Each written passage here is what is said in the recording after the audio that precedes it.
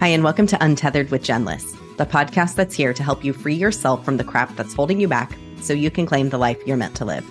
I'm your host, Jen, and in this episode, we're going to talk about finding clarity even when there's uncertainty. Let's dive in.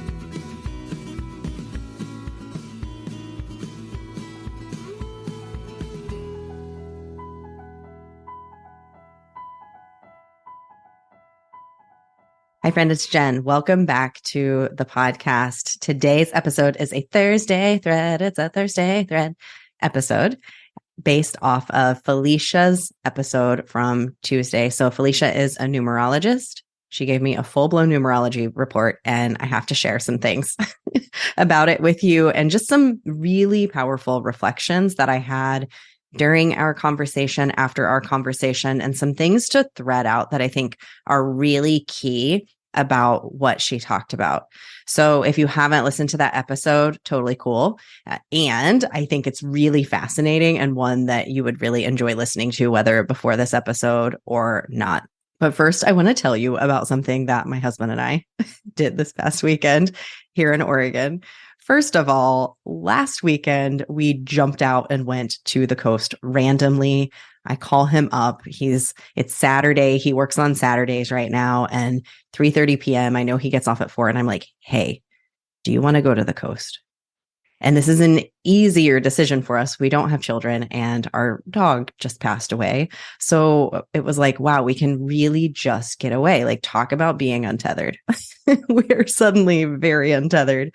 And we did. And it was so stinking fabulous. And then I said, you know what? There's only so many weekends left here in Oregon. You really appreciate the sun in Oregon. This is one of those things. You appreciate the sun so much because it rains for 6 months of the year. So when the sun is here, it's a big dang deal. And I was like, hey, we have another weekend and the weather's going to be so hot. Let's go to what's called Hood River, which is about an hour from here. We had not been there yet. And every time I told people we haven't been there yet, they're like, what? You haven't been to Hood River yet? So we're like, okay, we need to find out what all the hubbub is. So Joey's talking to some coworkers and they're like, oh, did you know about windsurfing in Hood River? And we didn't previously know that much. Like, we had heard some, and Joey's like, maybe we should windsurf. So randomly, the day before, he goes and he looks, and on Saturday afternoon, he looks it up, and there's availability for us to take windsurfing lessons in Hood River. Okay, mind you, we are both 40 years old and not skilled at water sports. This is not something I can water ski pretty decently, but I do it once a year on our family trip, which didn't happen this year. So I have not done any water sports since last August. And Joey genuinely does not participate. He can ski and has, but it's not his favorite. So neither of us have done something like this before. And we're like, sure, let's go. And some people, I looked it up online and they're like, oh, it's really hard. Other people are like, oh, it's not that hard. So we really don't know what to expect. And so we get this instructor and they're absolutely fabulous, so kind, and really, really patient, because learning the first steps of windsurfing when you've never surfed, when I don't regularly fly kites, like, I don't think about the wind. Yeah, I was born and raised in Kansas, but I don't think about the wind that much. And there's just so many things to think about. There's getting up on the board. You have to get on the board, and then you have to pull the sail out of the water, which is not light because it's like covered in water. So you've got to yank this huge sail up out of the water, all while balancing and also thinking about the wind catching the sail and dumping you over if you're not holding it correctly. It's a whole thing. And then not only that, you've got to go out. Once you get out into the water, you have to turn around, and it's very complicated. And here's the thing.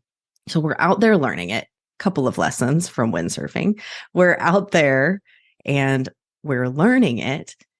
And at one point I was like, I'm done. Like I was so frustrated almost that I wanted to cry, and my arms hurt so bad. And I had just begun, and I was like, I'm going to have to not do this. I had that thought, like, I'm not going to be able to do this.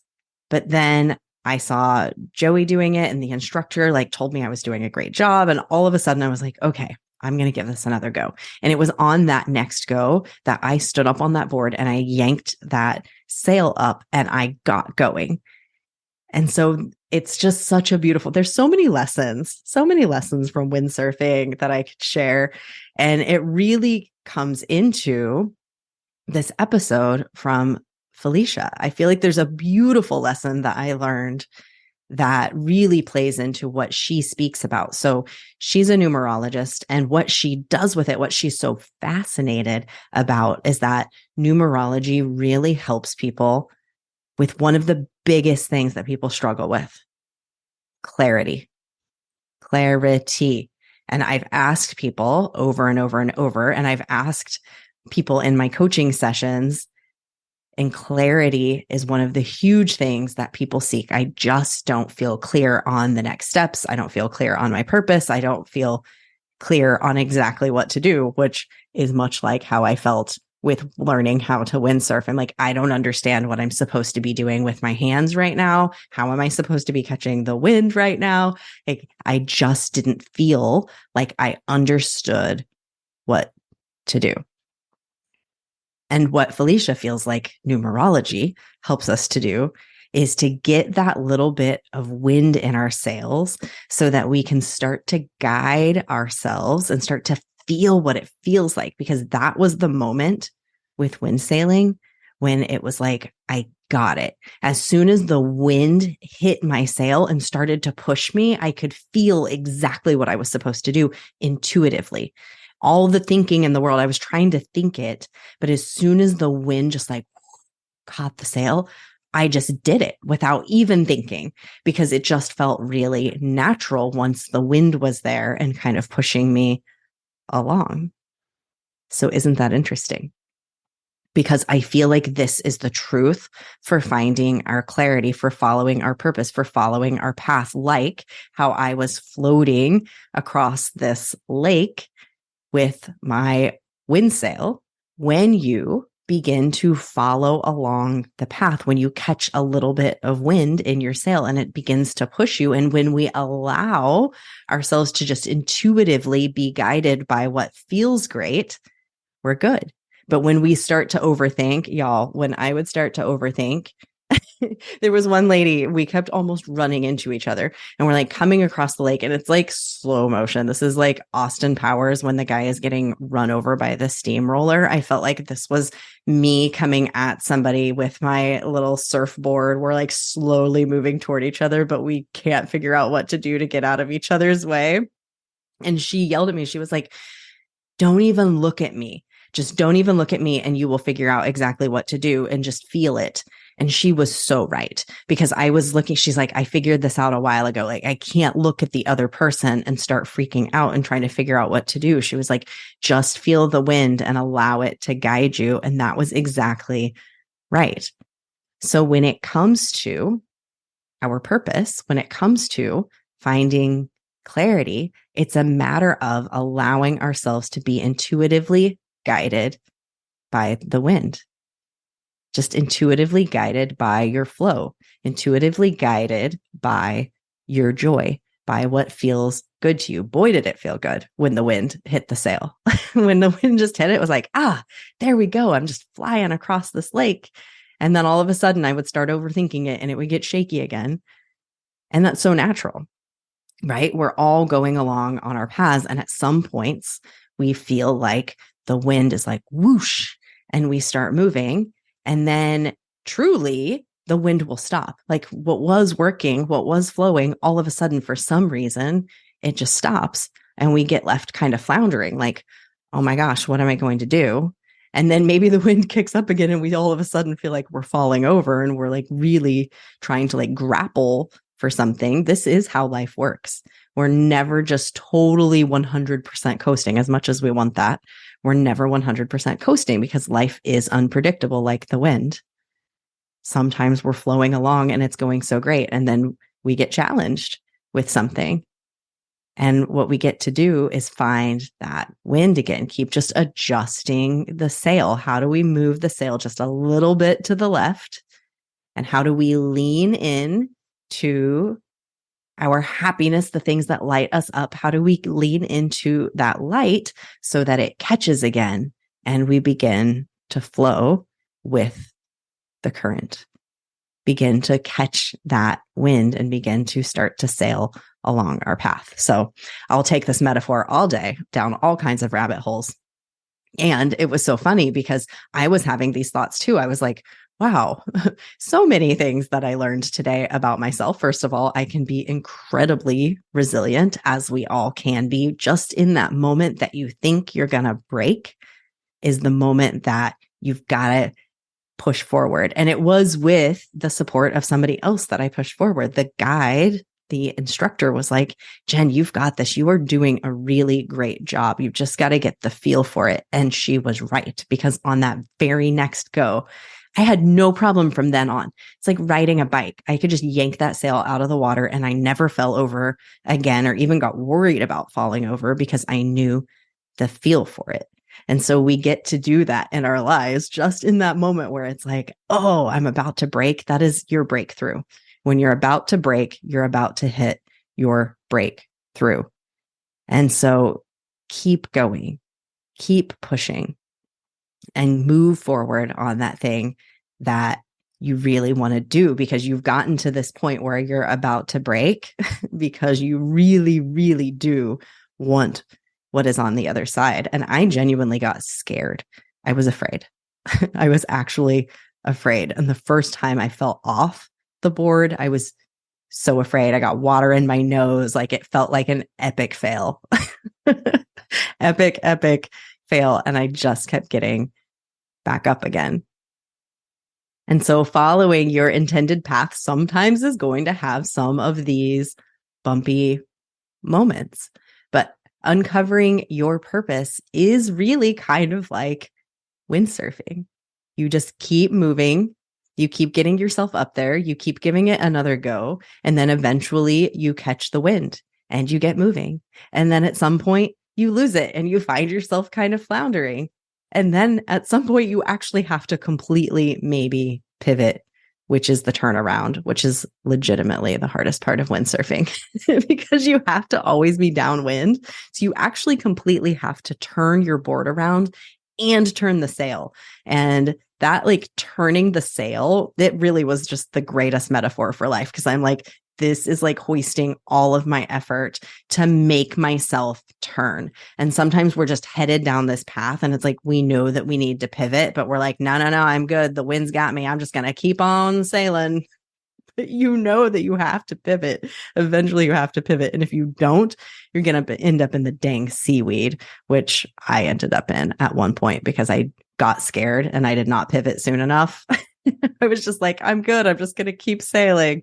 And then I ended up in this, it was the most disgusting pile of seaweed, y'all. It was so nasty, so nasty. So I had to get off and get in the seaweed and turn my board around with my legs all just like, these tentacles of seaweed all over my legs. So gross. So sometimes we need to pivot, and pivoting can be really, really challenging. And yet we know when the time is right. We can feel those nudges. We feel those intuitive nudges. So the more we can follow and connect, deeply connect to our intuition, the easier all of this is, which is why I'm such a proponent of breath work and really strengthening our mind-body connection, allowing ourselves to connect with our intuition, learning tools, learning processes that help us to connect with our intuition, stopping and taking a nice, deep belly breath into the nose, expanding that diaphragm, and out through the mouth, allowing ourselves to relax and rest. Doing this practice regularly, even in a moment like standing on a lake and freaking out about the wind, stopping and making that connection to my intuition helped me to better connect to the wind. And we can all be doing this in our lives. And there are beautiful tools like what Felicia has, which is numerology, that helps us to guide ourselves when we aren't feeling the wind. When it feels like the wind just goes away. Where did it go? I'm floundering. I'm in that moment of trying to figure out what to do next. A tool like numerology, the Strengths Finder assessment, career tests, the Enneagram, tarot, listening to podcasts like this, coaching programs, all of these things are here for us to help us catch the wind, no matter where we are. I don't even know if I'm using the right term for catching the wind. I think I said catch wind, and the lady thought that I was either talking about farting or talking about like going up into the air. So I'm sure I'm not using proper windsurfing, water sports terminology here. But when we think about this in our lives, though, sometimes we need some support. Sometimes it feels like the air either isn't there. Maybe it really isn't. It's just not kind of there to support us right now. It's kind of in a pause. And maybe that's what we're meant to do, is pause in those moments. And maybe we just need a tool to help us adjust just a little bit, because sometimes it was just like 1/10 of an inch was all I needed to move my left hand. And then all of a sudden it was there for me. So using something like your intended life path in numerology, I found my numerology report. If you're really interested in getting a detailed numerology report, reach out to Felicia and have her do one of these for you, because it really was so helpful to me as I was reading it. I was like, I am creeped out by how accurate this feels, but you can very easily calculate your life path if you want to, using her strategy to calculate your life path, which is just your birth date. So mine, for example, I'll tell you my birthday. It's December 19th of 1982. So you add the 1 and the 2 makes a 3. I add the 9 and the 1 makes a 10, which you reduce down to just the 1. And then you add the 1982 all together. So in mine, once you add the 1982, it's 10 and 10, which makes 20, which reduces down to a 2. This sounds really complicated. It's really not. But then you add the 3, the 1, and the 2 makes a 6. So you can do this. It's just add the month down to a single digit number, the date down to a single digit number, and then your year, the most complicated one, you just add it together until it creates a single digit number. And then you add those together to create another single digit number. And that's your life path. You can look this up online if that sounded complicated at all. But your life path indicates what you came here to do. And like Felicia said in the episode, what you came here to do is sometimes your most difficult thing for you to do. With the light, with your contribution, with you following your joy, with you following that intended path, with you catching the wind and flowing with the current, with you listening to your intuition and guiding that beautiful light, also comes darkness, comes equal parts challenges. You are going to have those moments where you flounder, where the wind suddenly seems too strong, where all of a sudden you can't handle it, where you might flip your joy breaker. We've talked about in other episodes, those kinds of things are going to happen. And the more powerful your lightness gets, the more you begin to catch the wind, the more you begin to sail, the more challenging it gets, which is true in windsurfing, by the way. The faster you go, the more challenging it gets. And so this is true on our life path. So if you would like a tool, a beautiful tool, really cool tool to support you in understanding yourself better and helping you in those moments where you might be floundering, this numerology life path is really interesting. I'll tell you, for me, I'm the nurturing visionary. So this was really helpful to me because I was reflecting and it felt so true. I nurture wherever I go. I'm all about service and responsibility. I take on responsibility naturally. I also get so much joy out of helping people. The opposite side of this, the darkness of this, is that when I take on so much responsibility, I will take too much and then I resent it. And I will want to help people so much that I begin to control. Like I want to take control of the situation. And I have challenges with perfectionism and judgment and that control. So that is the dark side of my light. And so it's constantly overcoming these challenges. And the more and more I step into my service and my responsibility and my nurturing visionary self, the more I do this, the greater I do this, the greater those challenges become, just like with windsurfing. As the wind kicks up and as I really start to catch air, when I make a little move, everything is so much more challenging. So the same is true for you. So go look up your life path and reflect on this for yourself. Think about, okay, where is the light side of this? Oh, where is some of that dark side? And our gift and our biggest challenge it's two sides of the same coin. And that's how we find clarity. We see so much clarity in seeing both the lightness and the darkness, the flip side of it. And I think that's the most powerful thing that Felicia is sharing and that numerology can help you do, and other tools as well. But this one in particular really points out the light and the dark. And I will say, in her full report that she gave me, it speaks a lot about this. It also goes into depth on things like me choosing a different name by getting married, me deciding to go from a Jennifer to a Jen. There are a lot of very detailed, interesting things if you get a deeper dive report that you can learn about yourself. So fascinating. And the big thing to take away from this, though, is how much clarity we can get by two things. So the first thing that you gain so much clarity by is allowing yourself to be led by the wind, to be led by that intuition, to keep following your joy, because your intuition is going to guide you to the path of least resistance. We're going back to that windsurfing metaphor. When the wind catches your sail, that is the path of least resistance, which happens to be the path of your greatest joy. That's some Abraham Hicks stuff if you're interested, but I'm a firm believer in it. And that was true on that water. That wind caught the sail and it was so much fun. I was like, I am flying. So much fun.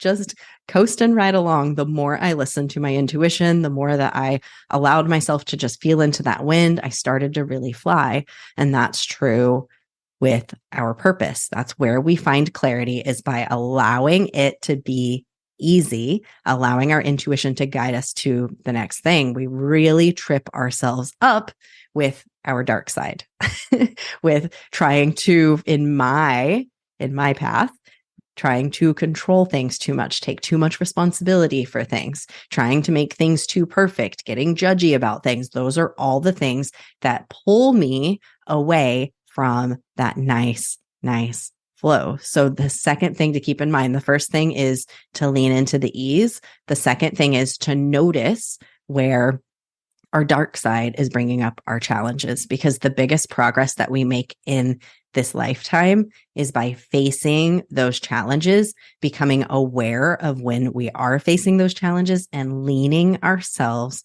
back into the flow. Leaning ourselves back into that ease, catching more of that wind and flowing across the water again. And then noticing when we start to hit another challenge, when we start to wobble, and then catching it again. And that is how we make beautiful, beautiful progress on this planet. That's how we transmute more negative energy into positive. The more capacity that we have for our light, the faster we can fly on that water, the more that we can maneuver, the more impact we can make in the world. So I hope that you took away some beautiful things for yourself from this windsurfing / numerology episode. Is that what you thought you were going to get when you started listening to this episode? To help you truly find clarity, because clarity comes with the ease. Clarity comes with following your intended path, and you find your intended path by continuing to lean into the light, continuing to notice when you're being challenged by the dark. It's that simple, and yet we make it so hard, and it really can feel hard in the beginning. It's like learning to get up on that board. We're trying to place our hands in all the right places and try to understand. And once we get the feel for it, once we understand what's happening, once we know that we're following our life path, and what our light is and what our dark is, we can coast so much smoother. Thank you so much for listening to this episode. It means the world to me that you would spend time out of your busy day listening to these silly windsurfing metaphors and reflecting on what it could mean for yourself. I hope you gained a little spark of clarity for yourself and that you're going to go out there and lean into your flow and notice your resistance just a little bit more today. If you enjoyed this episode, I encourage you to share it with a friend who might need it. Maybe somebody who's trying to seek clarity for themselves. Maybe you're get a little interested in numerology for yourself. If you did enjoy the episode, take a little screenshot of it and you can share it on social media with a little link, and you can tag me at UntetheredJen, and I will always reshare your posts. Thank you again so much. You just keep shining your magical unicorn light out there for all to see. I'll see you next time.